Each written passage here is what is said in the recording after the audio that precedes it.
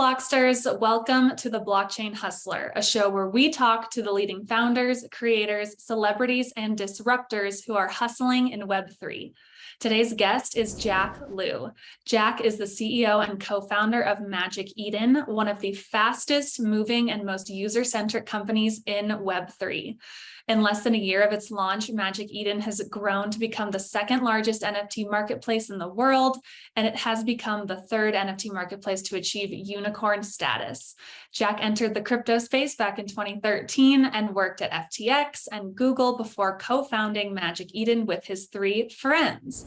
Jack, thank you so much for joining us on the Blockchain Hustler today. Absolutely. Thanks a lot, Kayley. Yeah, it's a pleasure to be here. Yeah, we so appreciate you being here. I can't wait to dive in.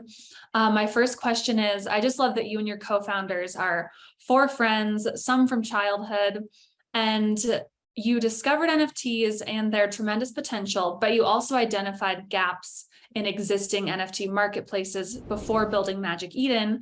What were those gaps you saw in the marketplace, and how does Magic Eden fill them? Yeah, absolutely. So I think, I think in some ways our perspective was very much colored by our background, right? So we had four founders and we all brought something pretty unique to the table. And I think that combination allowed us to identify some of the insights that you alluded to. So, I mean, two of our founding team, myself and Joshua, our chief operating officer, we came from the crypto exchange kind of background. So with the FTX, here with the Coinbase, and we came from like product management and so on. And our other two co-founders came from like massive consumer marketplace background. So Sid, our CTO, he was a founding engineer of Uber Eats, and Rex, our chief engineer, was also one of the very early Uber engineering members. So I think the combination of the two of like exchange, liquidity, trading, that kind of perspective, and then consumer marketplace, that perspective allowed us to have pretty strong intuitions about what are the important features to build. And if you think about like an NFT marketplace, even though the way you describe this product is a marketplace, but the actual business model, the way to succeed is really much more like a crypto exchange as well. But the product and the features itself look like a marketplace. So I think early on we thought, okay, with this kind of unique combination of perspectives, what's really important is making sure there is like fast access to liquidity, making sure there is a good understanding of supply, inventory, and also like throughput and trade through in the marketplace is really important. And at the same time, my technical co-founders really strive for this, like pushing towards a really polished, slick consumer experience, something that you would almost controversially would say you would expect in Web2, right? Like that. You interact with a crypto dApp, but it doesn't feel like a normal crypto app. It doesn't feel janky, it doesn't feel slow, but something that's like kind of slick, nice, and really enticing to the user. So yeah, so some of those themes that I think played into the original insights. Yeah, that's incredible. And Magic Eden is the largest marketplace on Solana, and you recently announced the next evolution of the platform, which is to add Ethereum to your offerings. Can you go into a little bit about why it's important to have multi-chain options? Yeah, absolutely. I think there's a couple of things here, like even from the very, very early days when we're thinking about the growth strategy and the long-term roadmap of Magic Eden, we had Ethereum and multi-chain future in our sights and on the radar for us. And in some ways, like Ethereum, even though we grew up and our origin story is in Solana, but the Ethereum ecosystem is something that we've had a lot of admiration and respect for. So we're by no means like ideologues in some ways. So for example, my co-founder, Joshua, he was employee number 2 at DYDX, which is a massive Ethereum, DeFi exchange. So we had already very, very strong respect, I guess, for that ecosystem. And in some sense, when we think about it, some of the most, I guess, prestiged, storied, collections with very long histories and very big brands, those all exist on the Ethereum ecosystem. And there's a lot that we can learn from those creators and those communities. So of course, as we started to grow and find our feet on Solana, we started thinking about where is the next avenue for learning, for growth, but also a way to serve users better. And Ethereum became a pretty natural kind of next step for us.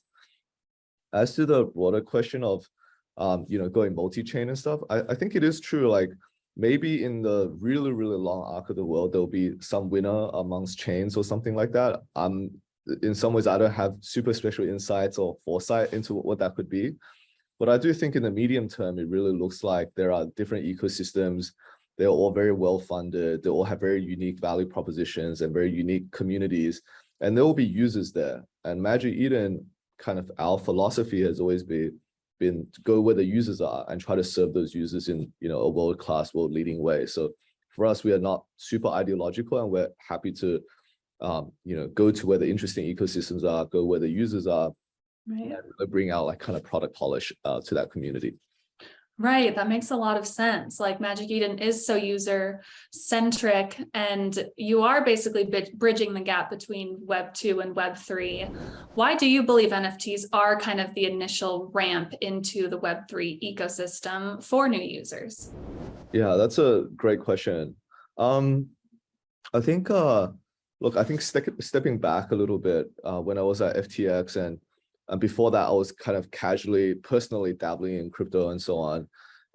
If you step back and think about all the use cases pre-NFTs, most of the use cases in crypto are very finance centric. So I would try to explain like staking or DeFi to, my friend or like my wife's friends or something. And I can see their eyes just glaze over, right? Like they're like, what is consensus algorithm? What, like these things are so foreign and so abstract. And even though the technology and the use case was so cool and transformative and so disruptive, it's really hard to get that point across, right? And really hard to get, in some ways, establish an emotional connection with someone else. Mm-hmm. And me coming from a product background, I've always had this deep belief that like great products, you need to have like value and emotional buy-in from the users that want to try it, right? And last year, when the NFT boom really kicked off on Ethereum, right? And I was reading all these articles kind of in Hong Kong, I kind of stepped back and thought, wow, this really feels like the moment crypto is going consumer. It seems like NFTs is creating this bridge of blockchain as a technology to something that emotionally the mainstream user can actually care about. Because at that time, NFTs was about art, it was about celebrities, it was about something cool, right? It was about like building a community, common identity. And those kind of themes I think are like much more like it transcends like what the technology really is about, but it's much more how people feel and what they aspire to. So in that sense, we really thought NFTs could be a really exciting bridge for the 100 million, next billion users to crypto. And that's why we kind of jumped in as well. Right. Oh, that's incredible. And I want to dive into the gaming of it all. Your marketplace already lists about 35 blockchain-based games. What are your plans for expanding Magic Eden's gaming NFT offerings? And from your perspective, how are NFTs similar to the gaming industry? Yeah, absolutely. I think gaming is definitely a category that we're super bullish on. I think there's a couple of things there. There's number one, even from the like the non-gaming use cases of NFTs, today you can already see those creators starting to use like gamified themes or gamified kind of playbooks to add some more interesting utility to those NFTs, right? So even if the creator or that collection doesn't come from a pure gaming background, there is some aspects of like mutating your NFTs, like staking it, doing XYZ actions for things to change, to unlock things. Those are very like similar to gamified themes. So even without going to gaming, the other parts of like NFTs seems to be moving towards gaming in some ways. And secondly, when we actually look at the pure like gaming category or the industry itself, well, like digital assets and digital commerce has been a tried and tested business model in the gaming industry for decades, right? And we just thought it's very natural that the users in that space are already accustomed to this kind of behavior. Secondly, the creators of that space are pretty accustomed to this business model.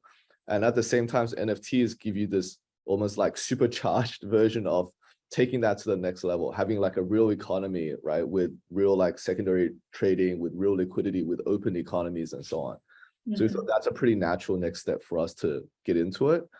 And the last thing I would say is we've always been really, one of the signals for us to see whether an ecosystem or a category is really taking off is whether there is an influx of like creators, like people, it's the creators who create the use cases, and the use cases get all of the end users to come on board. That's our like logic to understand how growth happens. And we can see a lot of influx of gaming creators coming into NFTs and coming to crypto. And for us, that's a pretty good signal, like a leading signal that something is going to take off in the future. And that's why we're really bullish on it. Right. That's incredible. Gosh, there's so many exciting things to think about when it comes to the future of Magic Eden and everything you're building upon and growing toward. And I know you're introducing new features, including like a management tool, a tracking tool, there's a calendar. Can you tell us about those and just what users can expect moving forward? Yeah, absolutely. I think, one of the, I think like one of the like more like fundamental perspectives on NFTs is, going back to your earlier point, NFTs just seems to be a much more fun, exciting, like social way for people to experience crypto and experience blockchain. Like people are talking about on Twitter, they troll each other. There's like adrenaline. They like chat. They meet friends. Then they meet in real life. They have parties. Like to me, that is the magic of NFTs, right? The magic of this like connection of this more experience that comes around it. And that's very, very different to if you think about DeFi, which is like clicking some buttons, looking at some charts, and you make money, and like it's kind of cool.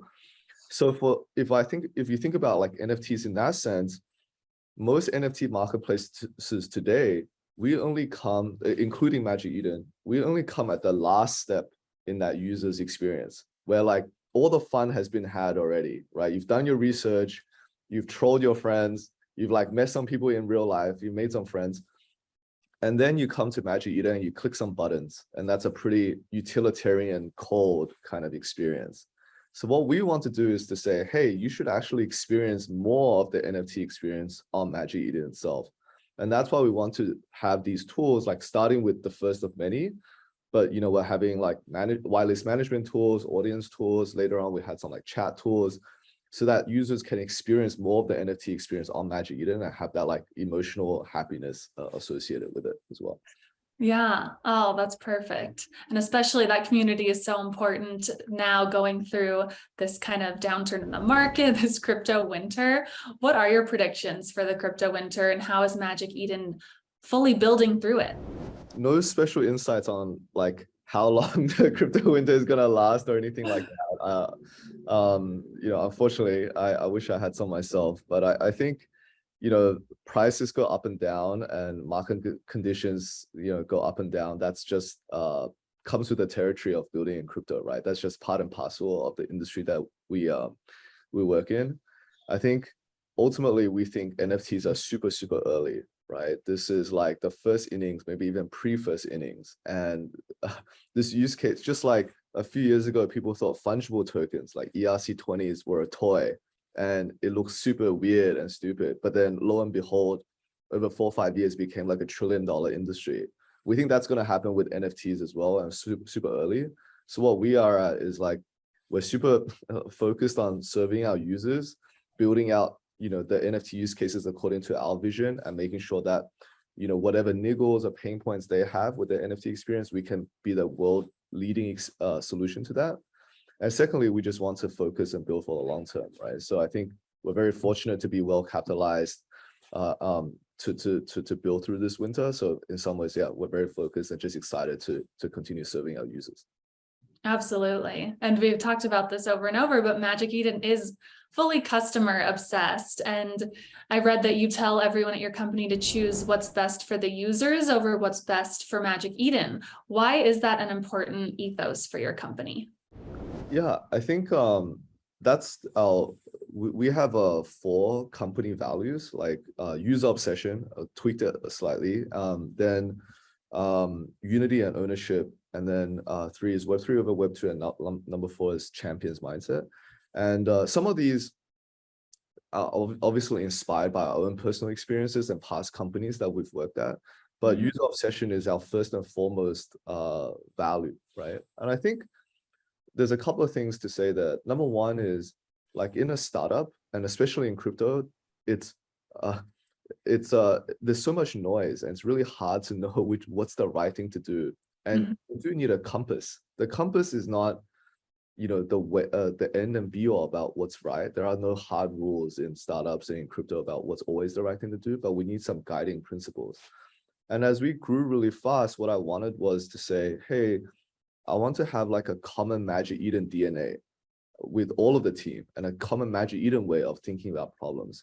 And having user obsession as our first and foremost principle is, it was a really important kind of tenet for everyone to really believe in. And those things of saying always choose the user above Magic Eden, those are very important like values for us to imbue into everyone. And why that's important? Well, in a platform business like Magic Eden, we have many interests. There are like collectors, there are speculators, there are creators, there is Magic Eden itself, there are partnerships, and we have to have a way of understanding what is our true north when we receive so many asks. And that's why I think we really wanted to burnish this one in all of our team's DNA. Yeah. Absolutely. Having that clarity is so key. And I love that that's part of the Magic Eden brand and ethos. I think that's really incredible. And something else that's incredible is that next month will be the 1-year anniversary of Magic Eden's launch. I love the backstory that we talked about of how you and your friends from childhood, you just all put your expertise together to create this incredible company. And now it's wild. We're approaching 1 year later. How does it feel? And would you have guessed that Magic Eden would have become the success that it is today? No, yeah, that's a great question. Yeah, so to be really honest, we just like we feel really humbled by like where we are today, to be really honest. I think we've been running so hard over the last 11 months or so that sometimes we did not pause to take it all in. It's like every day just grinding down a new problem to make the company better, or to fix past mistakes or something like that. But yeah, like we did have a moment to reflect, and it has just been an incredible journey, and very lucky journey too. I think, of course, we worked really hard, and we had some, I think, unique perspectives that brought us to where we are today. But to be really honest, like you cannot discount a good dose of luck and timing and everything involved as well. And we're very in that way, like I think we're very humbled by the fact that we caught that luck, and we don't want to we want to do this opportunity justice, right? And doing this opportunity justice, I think, is a lot of things that we just talked about before, which is, hey, honor the user, right? Make sure that you're always focused on doing the right thing for the user. And the other thing I would say is, for us, like, really honor the team that we have.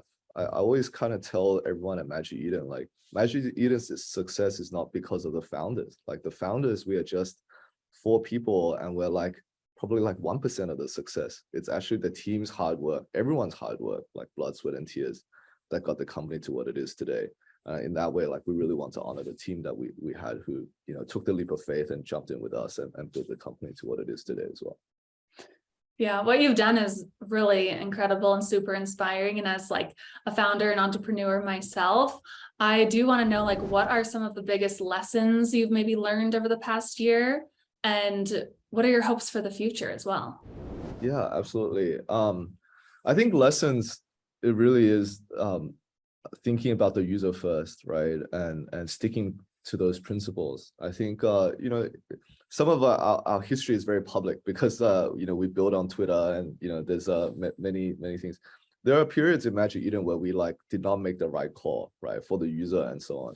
And I think like those kind of lessons are very painful for us, but they're also, in some ways, I'm very grateful for us to have learned those lessons, because those things are saying, hey, like, this is why you got to really keep your eye on the ball and have a true North Star. So I think like holding the user first is one of the most important lessons for us. I think like aspirations for the future, we're very excited to see how big this space can get and play a role in growing this space. I really think that, over the last year when we started Magic Eden, so many people who over the past few years I've tried to show crypto to, and they kind of were just disinterested, right? And like politely would decline and like, shut away from me.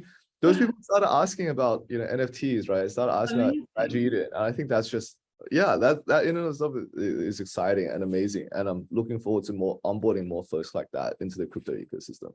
Yeah.